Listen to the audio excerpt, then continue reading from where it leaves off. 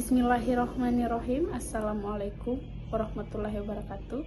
Perkenalkan, nama saya Nirwana dengan NPM 0320011064, program studi pendidikan guru sekolah dasar, Fakultas Keguruan dan Ilmu Pendidikan,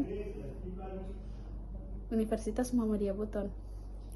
Di video kali ini saya akan menjelaskan tentang penelitian tindakan pada kelas.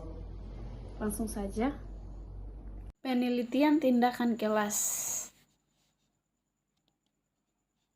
Pengertian penelitian tindakan kelas: suatu bentuk penelaahan atau inquiry melalui refleksi diri yang dilakukan oleh peserta kegiatan pendidikan tertentu dalam situasi sosial termasuk pendidikan, untuk memperbaiki rasionalitas dan kebenaran.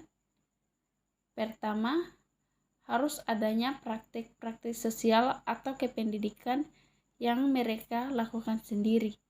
Kedua, pemahaman mereka terhadap praktik-praktik tersebut. Ketiga, situasi di tempat praktik itu dilaksanakan. Hopkins pada tahun 1993, halaman 1, tindakan yang diambil guru untuk meningkatkan dirinya atau teman sejawatnya untuk menguji asumsi-asumsi teori pendidikan di dalam praktek, atau mempunyai makna sebagai evaluasi dan implementasi keseluruhan prioritas. Penelitian tindakan kelas adalah penelitian tindakan untuk memperbaiki mutu praktik pembelajaran di kelasnya, sehingga berfokus pada kelas atau pada proses belajar mengajar yang terjadi di kelas. Sejarah penelitian tindakan kelas ini dilihat dari sejarah perkembangannya, yang berawal dari jenis penelitian tindakan atau action research yang pertama kali dipakai oleh Kurt Lewin untuk mendeskripsikan penelitian yang merupakan perpaduan antara pendekatan eksperimental dalam bidang ilmu sosial dengan program tindakan sosial untuk menanggapi permasalahan sosial.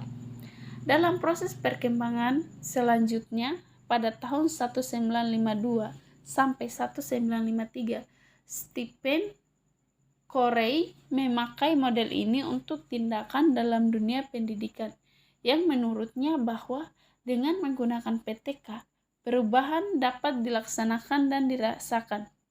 Dalam penelitian tindakan kelas, guru, supervisor, orang tua, dan pejabat administrator dapat terlibat dan dapat juga merasakan perubahan yang terjadi pada anak.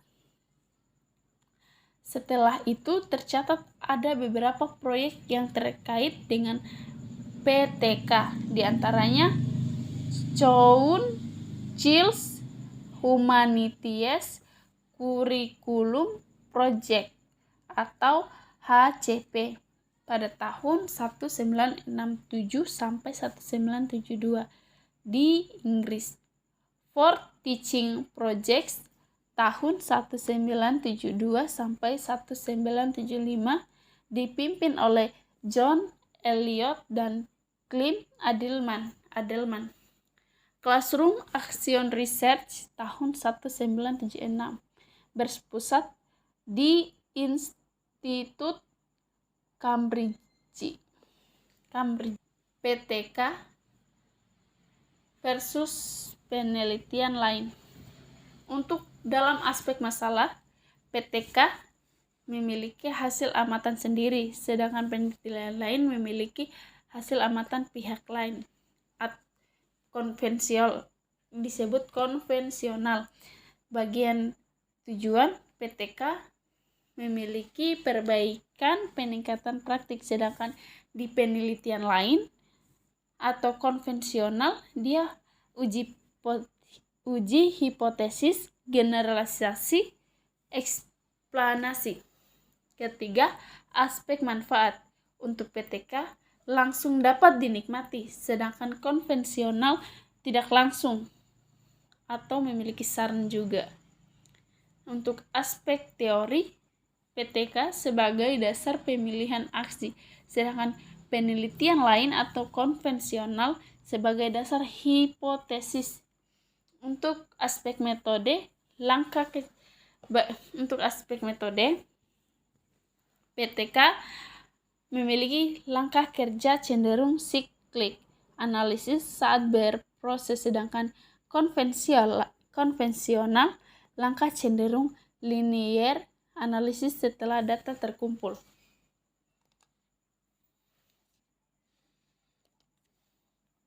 Ciri PTK: 1. Kolaborasi penelitian dan praktis. Kedua, fokus pada pemecahan masalah praktik. Ketiga, upaya meningkatkan mutu profesional atau kegiatan pengembangan profesi. Ciri-ciri penelitian kelas menurut Suharsini Arikunto: 1. Merupakan kegiatan nyata untuk meningkatkan mutu PBE. Kedua, merupakan tindakan oleh guru kepada siswa. 3. Tindakan harus berbeda dari kegiatan biasanya. 4. Terjadi dalam siklus berkesinambungan minimum 2 siklus. Kelima, ada pedoman yang jelas secara tertulis bagi siswa untuk dapat mengikuti tahap demi tahap.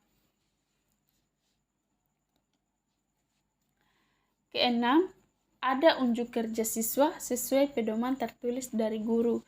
7. Ada penelusuran terhadap proses dengan pedoman pengamatan. 8. Ada evaluasi terhadap hasil dengan instrumen yang relevan. Kesembilan, keberhasilan tindakan dilakukan dalam bentuk refleksi, melibatkan siswa yang dikenai tindakan. 10.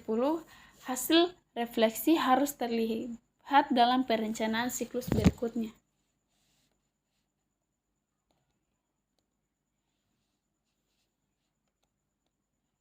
Tujuan penelitian tindakan kelas ini, menurut MC Nif pada tahun 1992, menegaskan bahwa dasar utama bagi dilaksanakannya PTK adalah untuk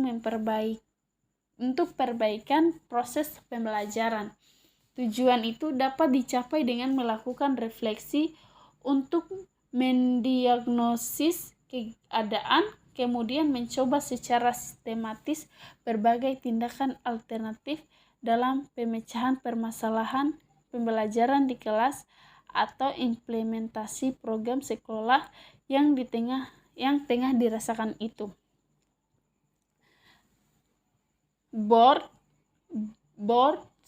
pada tahun 1986 menyebutkan bahwa tujuan PTK adalah mengembangkan keterampilan guru yang bertolak dari kebutuhan untuk mengulangi berbagai permasalahan pembelajaran aktual yang dihadapi di kelasnya atau di sekolahnya sendiri, bukannya bertujuan untuk pencapaian pengetahuan umum dalam bidang pendidikan.